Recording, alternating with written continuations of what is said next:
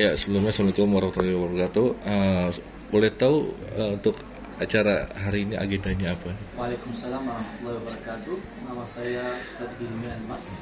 Saya selaku Ketua Pondok Pesantren Sulaimaniyah DKI Jakarta. Dan saya sebagai Ketua Penasihat di Sulaiman.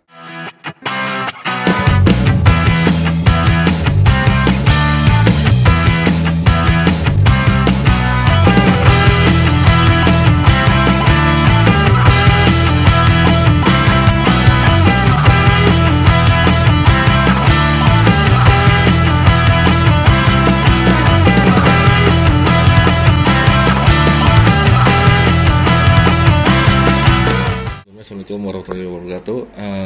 Boleh tahu untuk acara hari ini agendanya apa? Waalaikumsalam warahmatullahi wabarakatuh. Nama saya Ustadz Hilmi Almas. Saya selaku Ketua Pondok Pesantren Sulaimaniyah DKI Jakarta. Dan saya sebagai Ketua Penasihat di Sulaimaniyah Indonesia. Bapak Susilo bersama saya. Hari ini kita sudah ada wisuda yang anak-anak kita sebanyak 87 orang yang sudah menjadi hafizul Quran dan akan berangkat ke Turki untuk melanjutkan pendidikan agamanya di sana. Jadi hari ini adalah wisuda yang ke-13. Jadi sudah 13 tahun kita alhamdulillah sudah memberangkatkan anak-anak ke Turki. Sekarang yang di Turki ada kurang lebih 2000 anak kita yang belajar di sana. Sedangkan dari sini setiap tahun daerahnya, provinsinya masing-masing kita berangkatkan kurang lebih 150 sampai 200 anak putra dan putri. Tahun ini insya Allah hampir 700 orang akan berangkat ke Turki dan kebetulan di DKI Jakarta kita akan memberangkatkan 160 anak. Dan total untuk wisuda sendiri berapa siswa? Yang siswa di sini 87 dan kemarin sudah buat untuk putri, khusus untuk putri 62. Untuk yang diberangkatkan akan yang berangkatkan ke Turki di Provinsi DKI Jakarta dan Banten. Terus untuk terkait detailnya sarjana apa, jadi sanawiyah atau apa? Mereka sudah lulusan SMA. Kita sudah ada sistem muadalah di Pondok Pesantren Sulaimaniyah. Jadi mereka sudah hafizul Quran sekali juga sudah tamat SMA dan mereka akan berangkat ke Turki untuk melanjutkan pendidikan di sana di madrasah Yayasan Tahfiz Sulaimaniyah di sana juga. Di Turki kita sudah ada alhamdulillah kurang lebih 6.000 cabang yang ada di sana. Jadi mereka akan ditempatkan salah satu cabang yang ada di sana. Di seluruh Turki kita ada cabang-cabang. Jadi mereka akan belajar selama 3 tahun di sana dan akan kembali ke sini sebagai pendai yang akan menyebarluaskan agama Islam di sini insyaallah. Itu total untuk cabang di Indonesia ini sendiri ada berapa cabang? Yang di Indonesia ada lebih dari 80 cabang di seluruh Indonesia dan lebih dari 6.000 anak yang belajar di sini.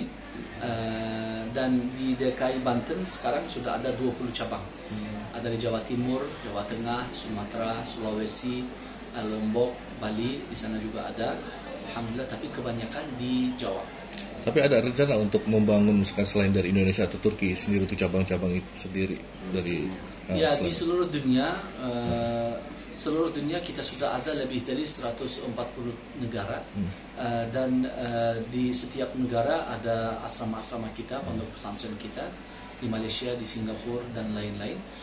Anak-anak kita ini sebenarnya kalau mau balik dari Turki mereka juga ada kesempatan untuk pergi ke luar negeri juga bertugas di sana. Misalnya anak-anak kita tahun kemarin ada pergi ke Taiwan, Jepang, Korea, di imam besar di masjid yang terbesar di Seoul itu imamnya adalah orang Indonesia.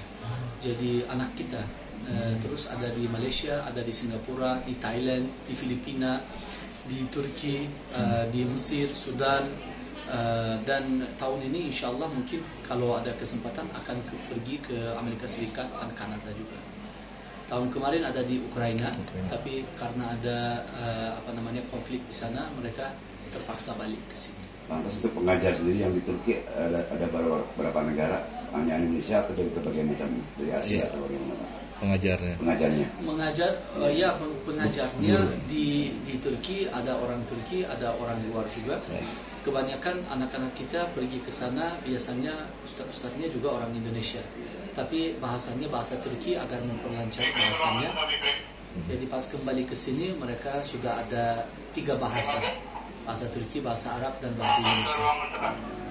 Emang mereka itu harus diberangkatkan ke Turki atau abang bisa kenapa nggak misalkan kayak di Indonesia aja atau untuk melanjutkan untuk dari pendidikan mereka gitu? Turki itu kenapa harus? Karena pendidikannya nggak selesai di sini. Ada banyak yang mereka harus pelajari.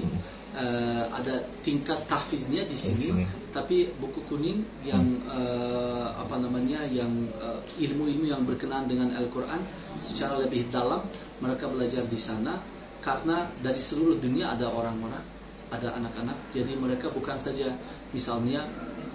mempelajari mazhab Syafi'i, tapi mazhab Hanafi, mazhab Maliki, mazhab Hambali, semuanya dipelajari. Jadi wawasannya jauh lebih luas, ilmunya lebih banyak. Jadi kembali ke sini dengan bahasanya lebih lancar. Jadi itu ada secara positifnya jauh lebih banyak, Pak.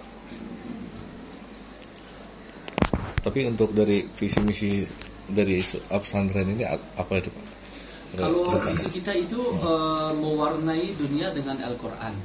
Jadi anak-anak kita ini yang harus itu menjadi hafizul Quran yang pertama. Itu tugas pertamanya, menjadi hafizul Quran, artinya menjadi seorang penjaga untuk Al-Quran. Jadi mereka akan menjadi orang-orang yang Al-Qurannya sudah terletak di dalam. Itu jaminan sebenarnya. Itu yang pertama. Yang kedua, tugas yang kedua adalah menjadi pembantu Allah Subhanahu wa taala. Artinya sudah bisa menyebarluaskan agama di mana-mana. Dan yang ketiga, tugas yang ketiga, membantu kepada orang-orang untuk cari jalan yang benar. Jadi di Indonesia juga mereka sangat diperlukan. Di luar negeri juga ada misinya yang sangat banyak. Sebenarnya anak-anak yang balik dari Turki itu setiap tahun kurang lebih 200 anak balik ke sini, tapi gak cukup karena banyak orang yang mau buka pesantren. Misalkan saja Pak Haji sudah dibuka hampir 8 cabang di Indonesia, tapi belum cukup karena setiap tahun keberminatan untuk masuk ke Sulaimania itu sangat banyak, sedangkan tempatnya dan stafnya itu kita rasa sangat kekurangan. Jadi kekurangan tempat, kekurangan staf. Akhirnya ada 6.000 orang yang sudah buat pendaftaran atau permohonan, kita terima cuman misalnya 1.000. Jadi 5.000 orang gak bisa masuk. Bukan mereka itu tidak layak, mereka juga sangat bagus dari segi kecerdasan, kerajinan, tapi mereka itu tidak ada tempat untuk masuk begitu. Untuk langkah ke depan bagaimana supaya lebih dari Islamiyah Indonesia lebih sukses dan lebih berjalan lancar itu? Kalau masalahnya kita ini sangat perlu untuk membuka lebih banyak lagi agar keberminatan orang-orang itu tidak menurun, karena orang Indonesia itu sangat suka dengan menjadi hafizul Quran ataupun mengarahkan anaknya menjadi hafizul Quran. Ini sesuatu yang susah sekali ketemu di tempat-tempat yang lain, di negara-negara yang lain. Jadi kebanyakan orang-orang itu mengarahkan anaknya untuk menjadi orang ilmuwan ataupun orang yang kaya raya dan lain sebagainya. Tapi di sini kita lihat banyak keluarga sangat-sangat mau anaknya untuk menjadi hafizul Quran. Paling tidak satu anaknya. Jadi kita mengambil tugas untuk memberikan lebih banyak kesempatan kepada orang-orang.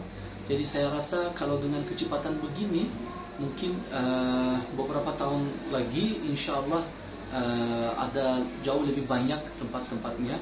Misalkan 5 tahun yang lalu semua anak yang berangkat dari Indonesia ke Turki itu tidak melebihi 200 orang. Sekarang cuman satu daerah, satu provinsi aja sudah 200 orang. Ya, jadi artinya makin hari makin banyak orang, makin nambah. Jadi kita harus bersiap-siap untuk beberapa tahun ke depan agar bisa memberikan kesempatan kepada orang-orang yang berminat belajar. Tapi untuk ini berapa persen untuk mereka yang dari total semuanya dari wisuda ini yang mereka berangkatkan ke Turki? 100% semuanya. 100%. Anak-anak ini tidak ada satupun yang tertinggal.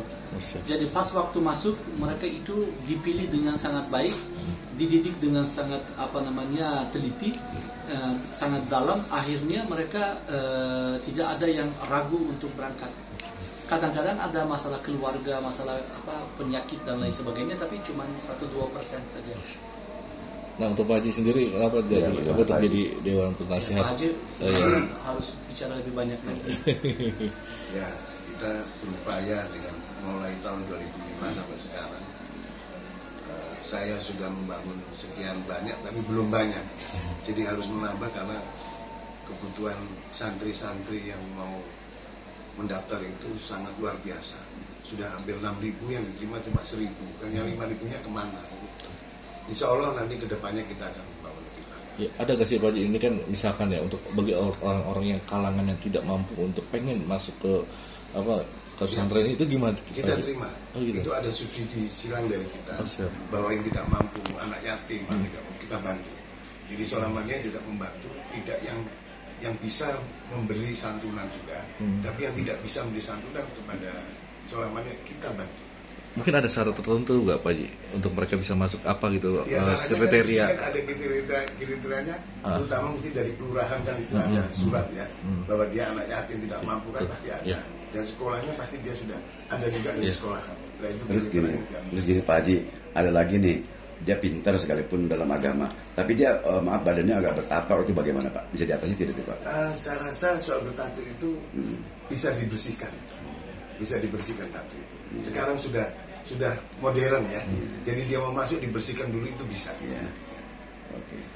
Terus langkah ke depannya bagaimana Pak Haji supaya Indonesia juga supaya tambah sukses tentang keagamaannya dari mahasiswanya pun dari SMA-nya Pak Haji. Ya, kalau saya rasa sekarang tidak seperti dulu lagi ya. Sekarang ini sudah makin maju. Semua kepingin sekarang belajar tahfiz Quran. Dan anak-anak itu semangatnya sangat luar biasa. Bayangkan aja sekarang mendaftar 6.000, besok tahun depan bisa 10.000. Saya sudah keliling di Eropa, sudah keliling di Belanda, semua sudah saya lihat solamannya. Sampai gereja pun kita ambil, kita bikin solamannya, kita beli, itu sudah saya lihat semua. Australia juga begitu semua. Nah, ini makanya di Indonesia insya Allah ini sekian tahun aja, mulai dari tahun 2005 sampai sekarang ini sudah berapa pesantren? Sudah 84 kita. Sangat cepat sekali. Mudah-mudahan ini ke depan lebih tambah lagi. Oke. Terima kasih Pak Haji. Oke, siap. Terima kasih ya.